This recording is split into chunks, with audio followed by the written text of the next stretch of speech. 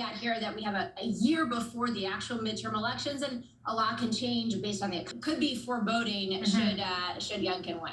I'm wondering if we're going to see something similar to what happened with the Republican Party and Trump at the end, right before last presidential election, where didn't as much, and there was a divergence there. Is it possible that even though Biden's polling poorly, that you have the governors and the mayors in the Democratic Party polling better, or are they too? Well, yeah, I mean, I think that's the big question mark, Alex. I mean, clearly, an off-cycle election that's a year. Progress this week.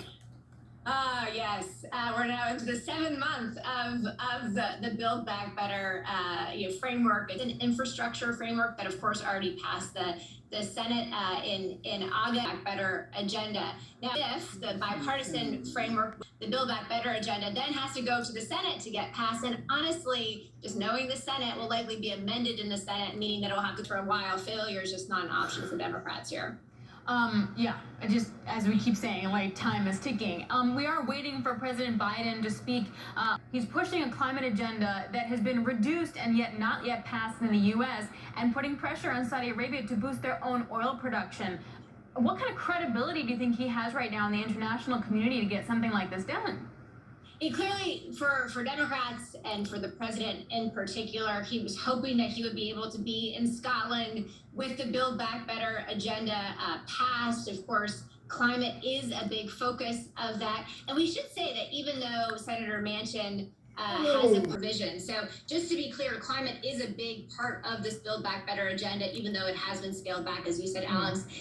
But to your point, that's sort of what we're seeing here in the United States. But clearly, he would have preferred to have gone to Scotland with this in the rearview mirror, and more, as competence, and the White House's competence might be at a low here. So if they can win, they can, in our view, pass these two of these bills, we could see an upswing. But of course, a lot will depend on the economy. A lot will depend on COVID. Will we see, another sort of variant, another outbreak of COVID in the winter? So a lot of this, again, is sort of multifaceted, but certainly passing these two bills will help the president. So I think you could arguably say that this could be sort of his lowest, sort of a fall slump, if you will.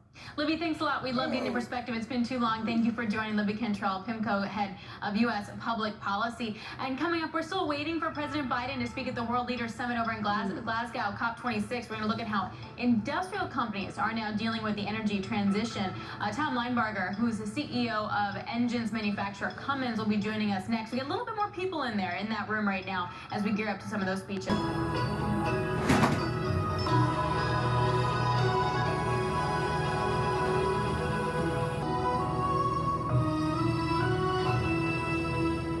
Slapped bookkeeper. I'll categorize expenses, reconcile accounts, and close your books. Cool. Yep.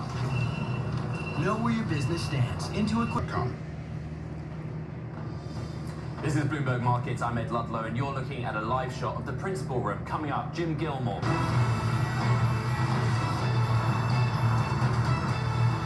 Let's check in on the Bloomberg First Word News. I'm Ed Ludlow. The Texas abortion law goes before the U.S. Supreme Court today. It's the strictest from blocking the law or even entertaining challenges by clinics, doctors, and the Justice Department. Opponents say the law is unconstitutional. Europe is... Yes, now is Tom Linebarger. He's Cummins chairman and CEO. The company designs and produces engines and power generation products. Cummins also supports the Build Back Better Act that aims to decarbonize the economy. Tom, great to see you. We're really looking forward to this interview. And engines on trucks.